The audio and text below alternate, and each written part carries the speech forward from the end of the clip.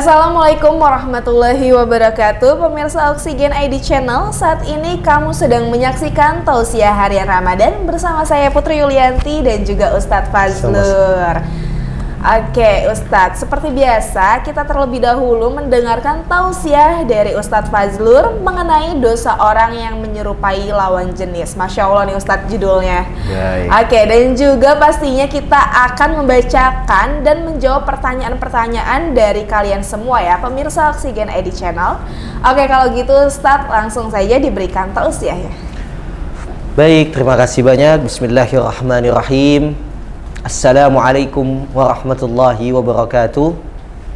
Alhamdulillahilladzi anzala ala 'abdihi al-kitaba wa lam yaj'al lahu 'iwaja qayyiman liyudhhira ba'san shadidan min ladunhu wa yubashshiral mu'minina alladhina ya'maluna as-salihati anna lahum ajran hasanah.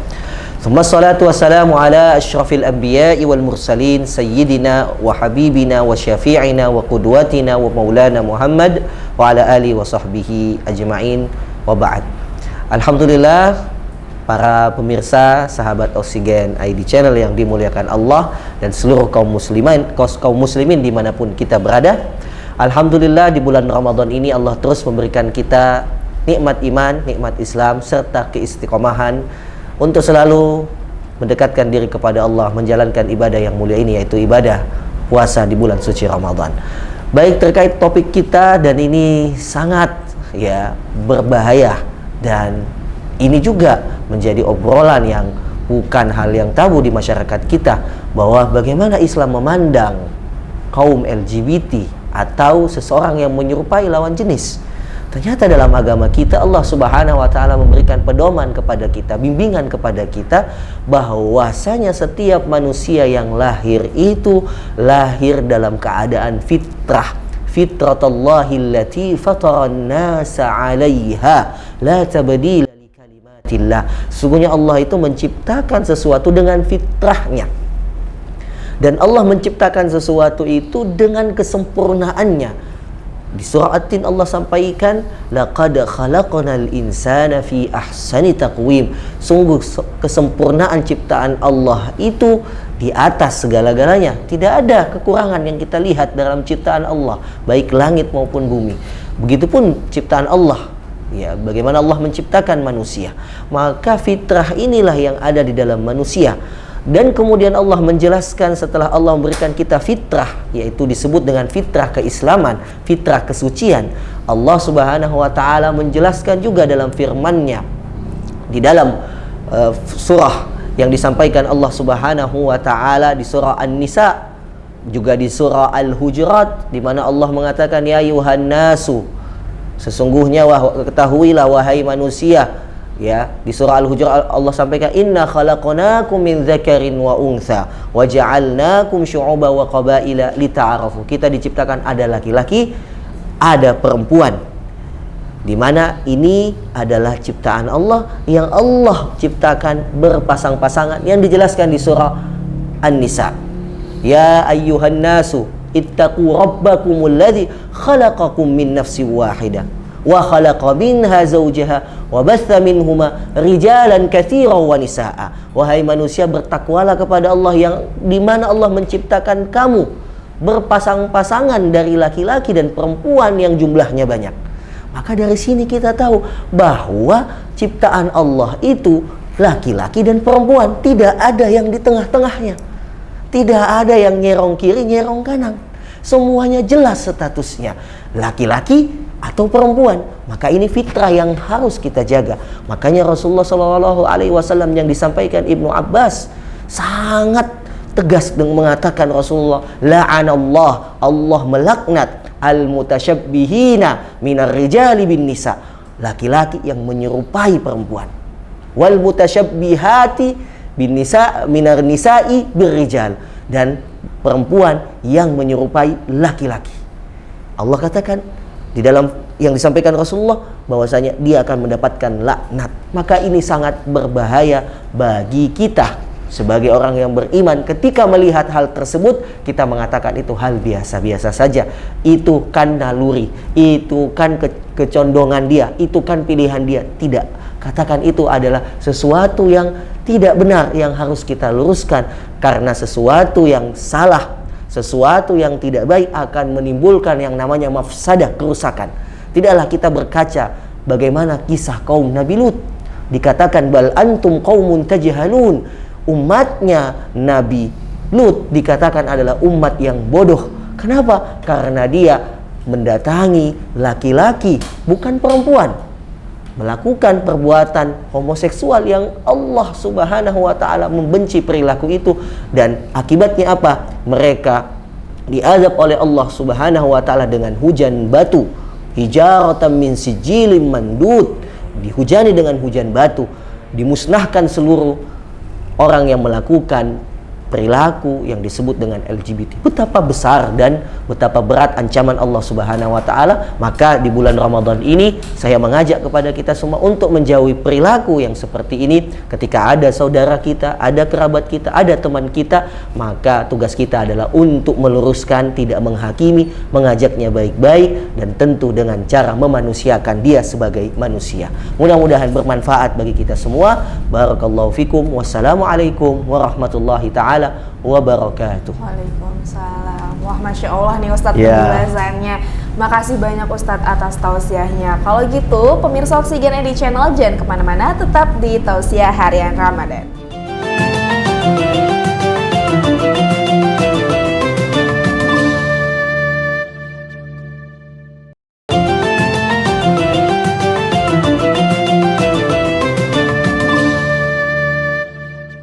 Alhamdulillah kita kembali lagi dalam acara Tausiah Harian Ramadan. Oke Ustadz, sekarang kita waktunya tanya jawab nih. Pertanyaan yang pertama, sebenarnya ada nggak sih orang terlahir sudah menyerupai wanita maupun pria dan berdalih kayak, iya aku kan emang gini dari kecil karena orang tua dulu pengen banget punya anak cewek atau cowok gitu Ustadz. Baik, bismillah. Rabbi shrah li sadri wa yassir li amri wahlul 'uqdatam min lisani yafqahu qawli. Ini pertanyaannya sangat menarik, dan fenomena seperti ini tentu banyak di sekitar kita, di lingkungan kita, bahkan mungkin ada kerabat kita, bahkan saudara terdekat kita yang terkena hal-hal yang seperti ini. Maka kita jawab pertanyaan tadi, tidak ada orang yang diciptakan ketika dia laki-laki, identitasnya itu adalah perempuan atau sebaliknya. Allah menciptakan sesuatu yang dia ciptakan dengan kesempurnaan. Maka masa kita menyalahkan ciptaan Allah? Berarti kalau kita mengatakan itu Allah salah dong menciptakan kita. Padahal Allah itu maha sempurna, ya, dan tidak ada ciptaannya yang salah dan tidak ada ciptaannya yang cacat. Kenapa ada yang berprasangka seperti itu? Kenapa ada yang tiba-tiba merubah gendernya, merubah jenis kelaminnya? Itu karena faktor lingkungan. Maka kata Rasulullah SAW dalam sebuah hadis, kullu mauludin yuladu ala fitrah. Setiap kita itu lahir dengan fitrahnya. Perempuan dengan fitrah perempuan, laki-laki dengan fitrahnya laki-laki.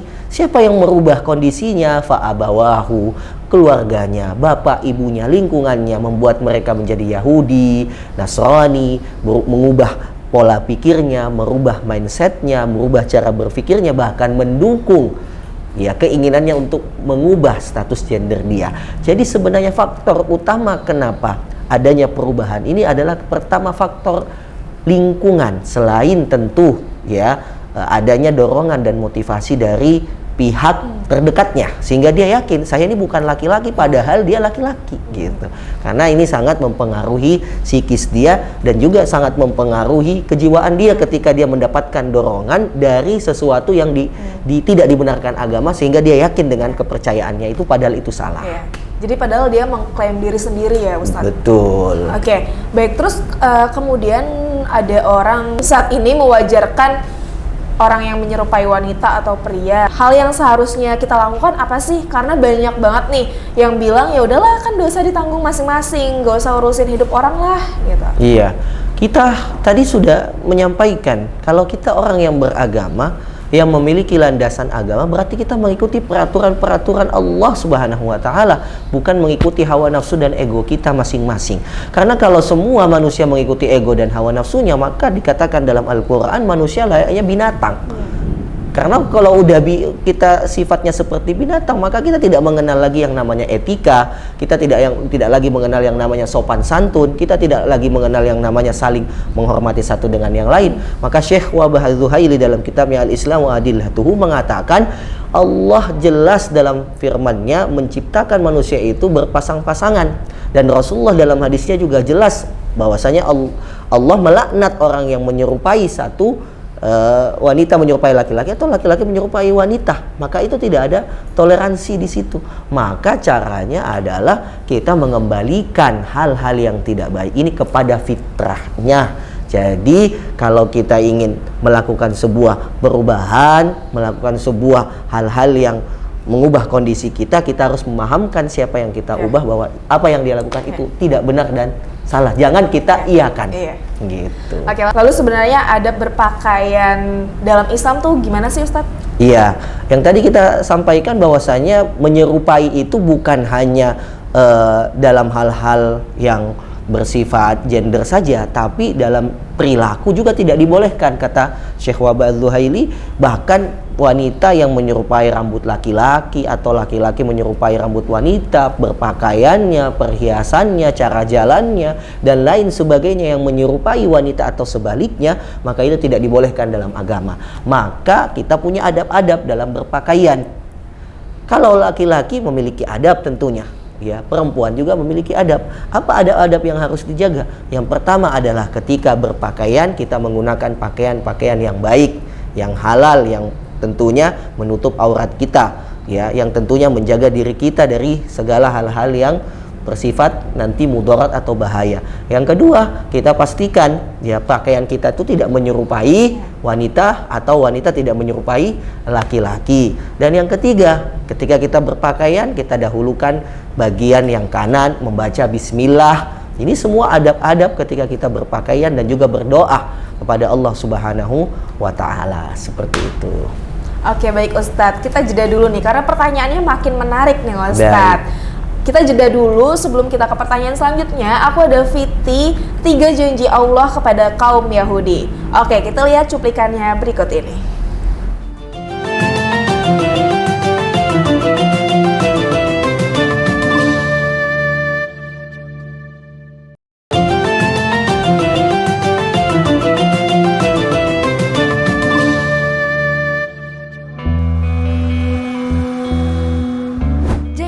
Subhanahu wa ta'ala kepada kaum Yahudi.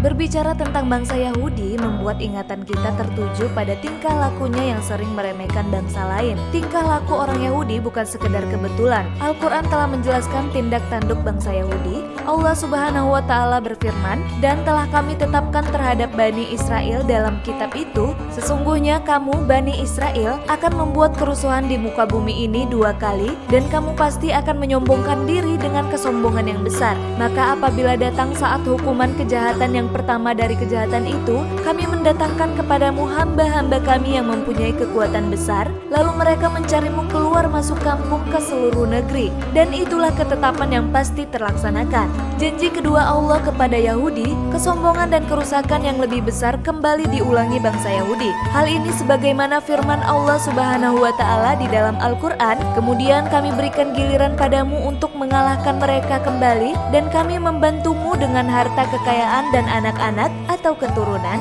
dan kami jadikan kamu kelompok yang lebih besar." Janji ketiga Allah Subhanahu wa ta'ala dan kehancuran Yahudi. Derita masyarakat Palestina akan penjajahan Israel membuat sedih umat Islam di seluruh penjuru negeri. Kekejian yang dilakukan Israel sesungguhnya hanya akan mempercepat datangnya siksaan.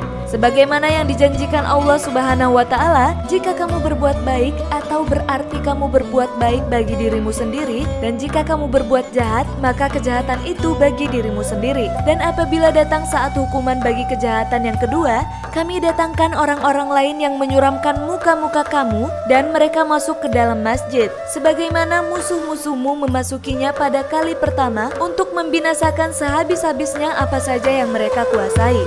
Nah, itu tadi 3 janji Allah kepada kaum Yahudi. Semoga dapat bermanfaat untuk kita semua ya. Oke Ustadz, kita lanjutkan ke pertanyaan berikutnya. Kenapa sih laki-laki dilarang menggunakan perhiasan? Baik, kita ketahui bahwa Rasulullah SAW mengatakan bahwa sebenarnya laki-laki itu tidak dilarang untuk menggunakan perhiasan. Berhias tidak mengapa untuk laki-laki, tetapi ada perhiasan-perhiasan yang tidak dibolehkan, termasuk adalah memakai emas. Nah, perhiasan emas ini memang dikatakan ya di dalam sebuah hadis itu adalah pakaian-pakaian seorang laki-laki yang nanti digunakan di dalam surganya Allah Subhanahu wa taala, dan tentu tujuan dari itu semua adalah agar tidak menyerupai wanita. Gitu. Sehingga laki-laki berada tetap dalam fitrahnya, wanita berada tetap dalam fitrahnya. Seperti itu. Lalu gimana nih cara nasehatin orang yang menyerupai lawan jenis supaya terkesan tidak terlalu mendiskriminasi? Baik, tentu yang pertama kita harus sampaikan hati ke hati. Karena sesungguhnya orang yang sedang melakukan perbuatan yang tidak sesuai ajaran Allah, sesungguhnya hati dia, pikiran dia sedang dikuasai oleh setan, sedang diliputi hawa nafsu, sehingga dia meyakini bahwa saya ini tidak sebenarnya harus menjadi perempuan, saya ini laki-laki. Itu kan was-was dari setan, membisikkan dia, saya ini laki-laki, kecondongan saya ini laki-laki. Itu was-was. Maka yang pertama kita harus lakukan adalah pendekatan dengan hati. Bagaimana kita meyakinkan, memberikan masukan, memberikan arahan yang baik, terus mendampingi dia, bahkan mengajak dia kepada ustadz, psikolog untuk memberikan pencerahan kepadanya. Yang kedua, tentu kita harus dekatkan dia kepada Allah Subhanahu wa taala. Selain mendampinginya secara personal, kemudian kita minta agar dia dekat kepada Allah biar dia mengenal Tuhannya. Ketika dia mengenal Tuhannya, ya man arafa rabbahu, siapa yang mengenal Tuhannya, arafa nafsahu, dia akan mengetahui dirinya. Oh ya, saya ini laki-laki, Allah ciptakan saya ini laki-laki, nggak mungkin Allah salah menciptakan saya. Nah, bentuk-bentuk dakwah seperti ini, lemah lembut, bentuk-bentuk dakwah seperti ini dengan dakwah fardiyah secara personal, dengan tidak menyakiti, menghakimi dia, bahkan mengancam dia, itu tentunya akan mudah diterima. Jadi kata-katanya bukan nada mengancam, tapi nada mengajak, menyemangati akan janji-janji Allah kalau dia kembali kepada jalan yang benar. Jadi kita juga harus menggunakan adab kita dalam iya menasihati, dong, memanusiakan manusia, betul, karena Ustaz. dia masih makhluk ciptaan Allah yang memiliki kesempatan untuk bertobat dan kembali ke jalan yang lurus. Baik Ustadz, saat Iya. ini kita berada di penghujung acara nih. Kita sudah mendekati waktu berbuka puasa. Dan juga pemirsa Oksigen ID, terima kasih telah menyaksikan tausiah harian Ramadan kali ini. Semoga bermanfaat ya bagi kita semua. Jangan lupa saksikan episode selanjutnya di waktu yang sama setiap hari. Kalau gitu, saya Putri Yulianti dan Ustadz Fazlur pamit undur diri. Wassalamualaikum warahmatullahi wabarakatuh.